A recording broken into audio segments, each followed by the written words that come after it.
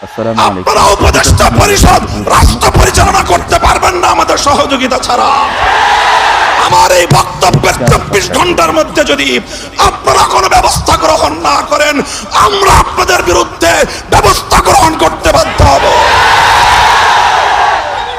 এই তথ্য উপদেষ্টা নাহিদ সাহেবকে সতর্ক করি, আমি তার দৃষ্টি আকর্ষণ করে বলতে চাই, মামুনুল হককে চিনেন না? আজকে ফ্যাসিবাদ বিলোপ হওয়ার 1.5 মাসের মাথায় আমার বিরুদ্ধে অনলাইনে ফেসবুক কর্তৃপক্ষ সহ ইউটিউব কর্তৃপক্ষ সহ অঘোষিত নিষেধাজ্ঞা জারি করে রেখেছে।